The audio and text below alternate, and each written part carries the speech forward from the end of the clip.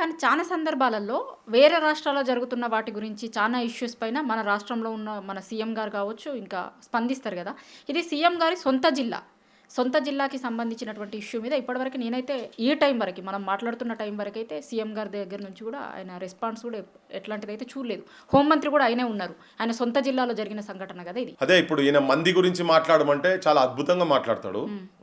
తన దగ్గర తన జిల్లాల తన ఊరికి 30-35 కిలోమీటర్ల దూరంలో దేవుని సన్నిధిలా దేవుని దగ్గర ఆల్మోస్ట్ నువ్వు గర్భగుడి పక్కకు అనుకుందాం ఇక అక్కడ జరిగిన సంఘటన గురించి ఆయన మౌనవ్రతం పట్టిండంటేనే అర్థమైపోతుంది ఆయనకి ఇంట్రెస్ట్ ఉన్నది దాంట్లో అనేది మనకు అర్థమైపోతుంది.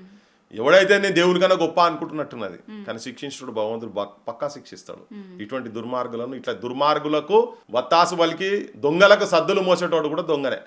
ఇప్పుడు ఆ దుర్మార్గులకు సద్దులు మోస్తుండే ఈయన ముఖ్యమంత్రి రేవంత్ రెడ్డి కనుక ఈయన కూడా పక్కా దుర్మార్గుడికి డబల్ ఇంకినే ఆ స్థాయిలో ఉండి కూడా చేయాలి కదా. దానికి ఒక పాప 2 నెలల పాపను కాలుతోని తన్నిండు అని తల్లి అందరు మొత్తం కోడై కూస్తుంటే ముఖ్యమంత్రి స్థానంలో ఉన్నటువంటి రాజ్యానికి పెద్ద ఇంటికి పెద్ద అన్నటువంటిది నువ్వు ఇందిరమ్మ రాజ్యంలో ఇందిరాగాంధీ సంతతిగా అనుకున్నటువంటి ఒక మహిళ ఒక చిన్న శిశువును పాలు తాగే చంటి పిల్ల కళ్ళు తెరిచి ఏం పాపం చేసిందో తెలియదు కానీ 2 నెలలకే తీసుకుపోయింది భగవంతుడు. చూసినావా ఇంతకన్నా ఘోరం ఏముంటదమ్మా.